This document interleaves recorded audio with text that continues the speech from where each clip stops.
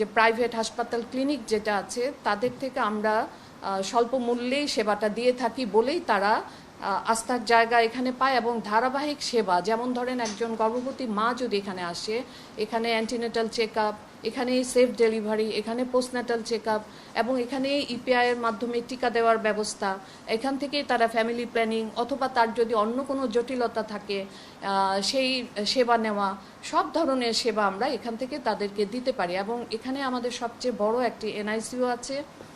যদি কোনো অসুস্থ বাচ্চা থাকে যে জন্মের পর সেই বাচ্চাটার আইসিইউ প্রয়োজন, সেই নিউনেটাল আইসিইউ আমাদের এখানে আছে এবং সেখান থেকে অন্যান্য এনআইসিইউর চেয়ে এখানকার সেবা মূল্য কম বলেই বাইরে থেকেও অনেক ডেলিভারি হওয়ার পরে অসুস্থ বাচ্চা যদি থাকে তাদেরকে নিয়ে আমাদের এই হাসপাতালে আসে।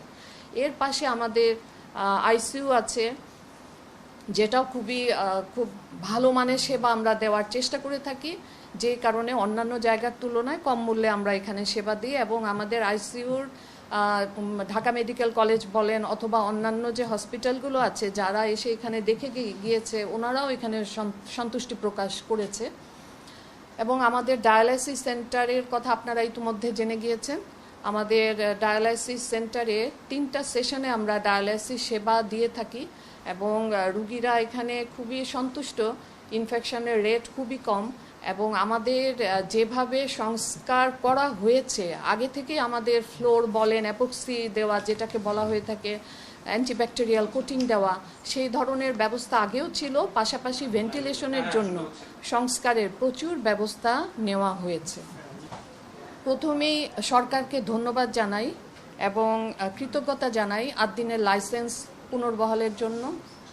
ধন্যবাদ জানাই স্বাস্থ্যমন্ত্রীকে, ধন্যবাদ জানাই প্রতিমন্ত্রী, স্বাস্থ্য প্রতিমন্ত্রী এবং অন্যান্য যারা আছেন, স্বাস্থ্য মন্ত্রণালয়ের কর্মকর্তাগণ, ধন্যবাদ জানাই স্বাস্থ্য অধিদপ্তরের মহাপরিচালক সহ যারা আছেন।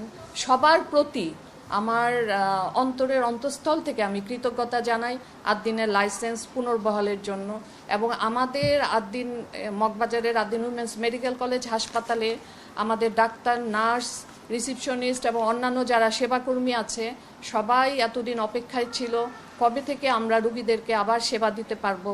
আমাদের যেই ওয়ার্ডগুলোতে অনেক পরিবর্তন আনা হয়েছে, অনেক কিছুই রেনোভেশন করা হয়েছে, ভেন্টিলেশনের খুব ভালো ব্যবস্থা করা হয়েছে, এয়ার সার্কুলেশন যেন খুব ভালো হয়, আলো বাতাসের ব্যবস্থা করা হয়েছে এবং সেটা আসলে উল্লেখ করার মতো যে ধরনের সংস্কার করা হয়েছে যাতে করে ভেন্টিলেশন এবং পর্যাপ্ত আলো বাতাস থাকে।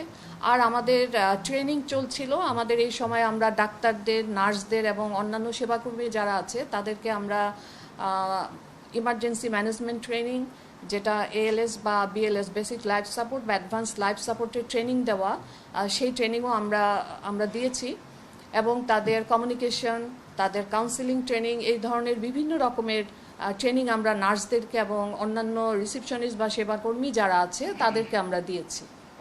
আমাদের মেডিকেল কলেজ যারা ইন্টার্ন যারা ছিল তাদেরকে এখান থেকে ইন্টার্নশিপ করতে হবে, বিশেষ করে যারা ফরেন স্টুডেন্ট ছিল তাদের সমস্যার সমাধান, আমি বলবো শতভাগ সমস্যার সমাধান হলো। আজকে তারা সবাই কান্না করছে এবং নিচে আমরা ছিলাম তখন সবাই আর কি, মানে তাদের অনুভূতিটা এমন যে তারা আজকে থেকেই সেবা দিতে পারবে রোগীদেরকে এবং তাদের যে একটা মনে যে কষ্ট ছিল সেই কষ্টটা আজকে তাদের সবারই এই কষ্ট লাঘব হলো।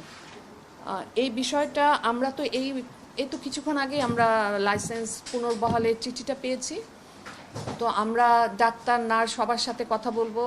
আমরা আমাদের স্যার ম্যাডামরা আছেন, আমাদের এক্সিকিউটিভ ডিরেক্টর ম্যাডাম আছেন, ওনার সাথে এবং স্যারের সাথে কথা বলবো। তারপরে আমরা আপনাদের মাধ্যমেই জানিয়ে দিব যে আমরা কখন থেকে সেবা কার্যক্রম শুরু করব। ধন্যবাদ।